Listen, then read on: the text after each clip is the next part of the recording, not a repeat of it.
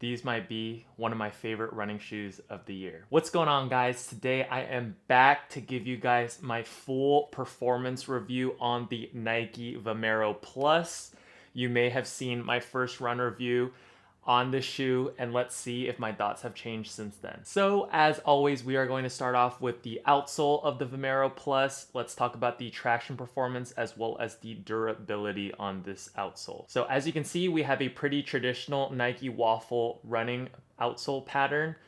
Pretty standard Nike waffle outsole pattern, if I do say so myself.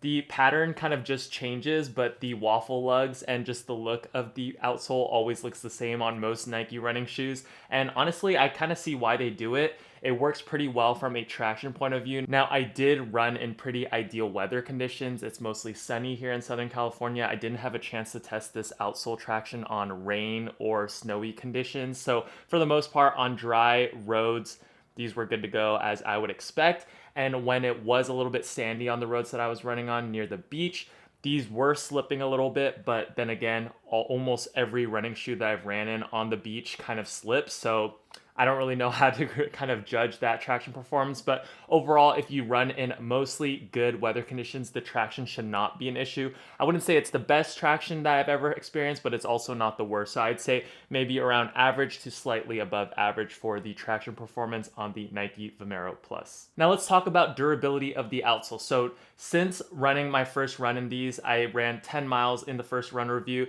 and now this shoe is at 40 miles after 1 week of running in the shoe. And I would say that the outsole is actually holding up pretty well.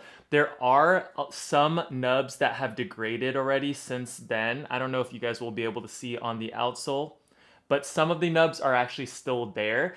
I also hypothesized that a lot of the nubs that tore off when running in the Vomero Plus was only because I was running on sandy roads. Because when you're running on sandy roads and you're kind of slipping, you're kind of ruining the outsole because you're kind of slipping and the traction is trying to grip onto the floor, but it's just ripping the nubs off. So that's my hypothesis as to why some of them are actually ripped off. I think if I ran in ideal road dry weather conditions, the nubs wouldn't be gone this fast. I also do think that this outsole is pretty thick. There are multiple layers to the nubs, so I think that these actually should last a decent amount of time. How long? Not exactly sure, but I will continue putting on the miles and we'll see if I can do a longer term review of the Vomero Plus just to see how the durability on the outsole holds up. But overall durability on the outsole, definitely good. Maybe a little bit better than I was anticipating. I was anticipating, since this rubber outsole seemed a little bit soft, I wasn't sure exactly how it would hold up after a couple more miles, but after 40 miles, they look to be in very good condition, so that's always a good sign. So overall, the outsole, based on traction and durability of the Vomero Plus, performed extremely well. I think that this is definitely a slightly above average outsole in my opinion. It didn't change or transform the experience in the Vomero Plus, but it also did not hurt it as well. Now, moving on to my favorite part of every running shoe, and that is this chunky midsole on the Vomero Plus.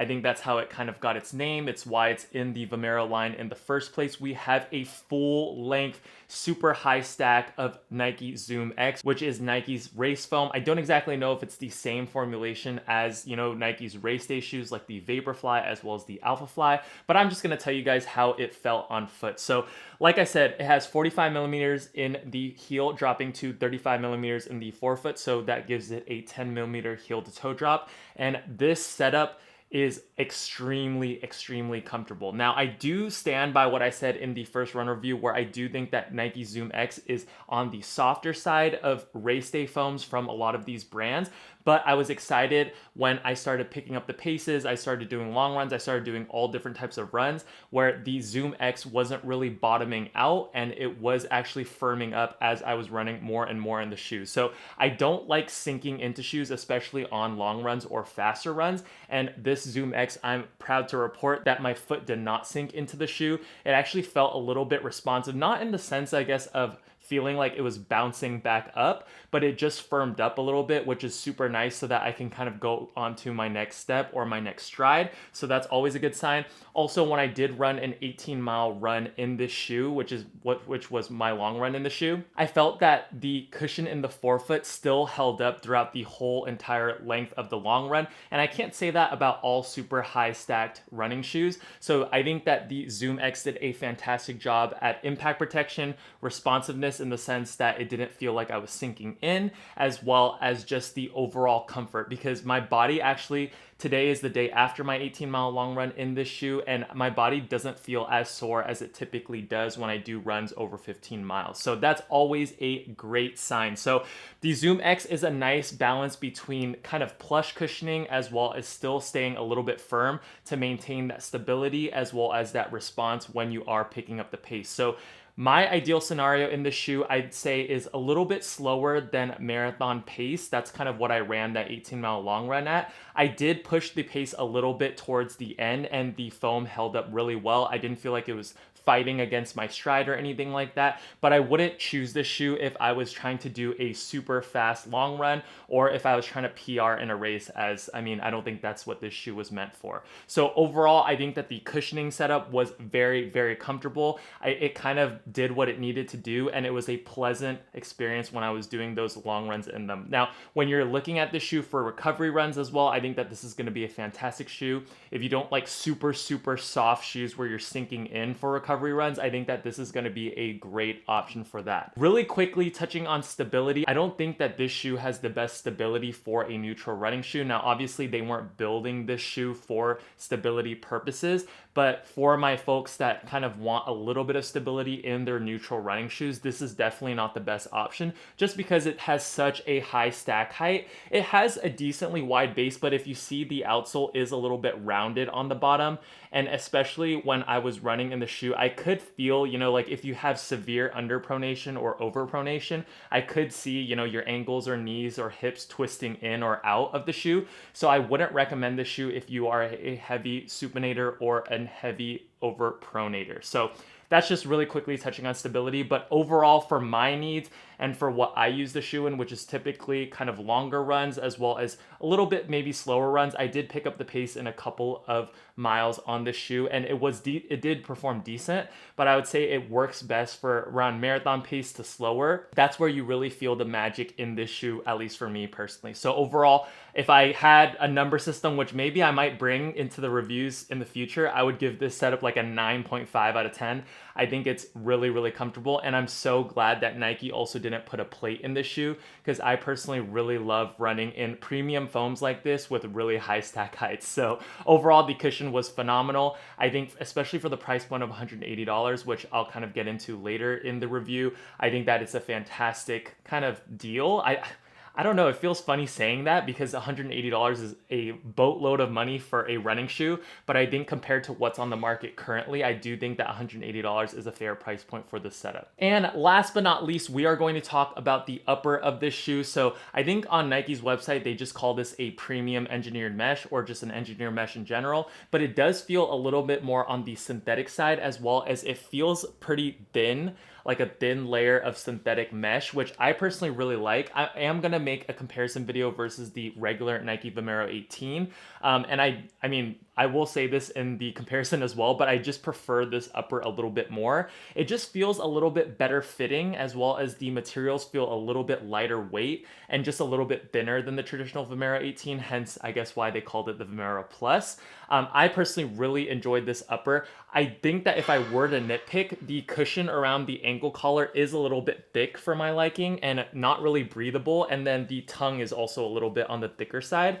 But other than that, the upper was fantastic. It felt really lightweight, and overall, even though this is a pretty chunky shoe, I think that the upper being this lightweight and minimal really helped with the overall feel of the weight on your foot when you were running. So it didn't feel super bulky or super big. It does definitely feel like a bulkier running shoe if you're really used to wearing traditional daily trainers. Obviously, this shoe is gonna feel like a little bit more shoe on your foot, but it does do a good job at kind of hiding that bulk with this upper, so it was very comfortable.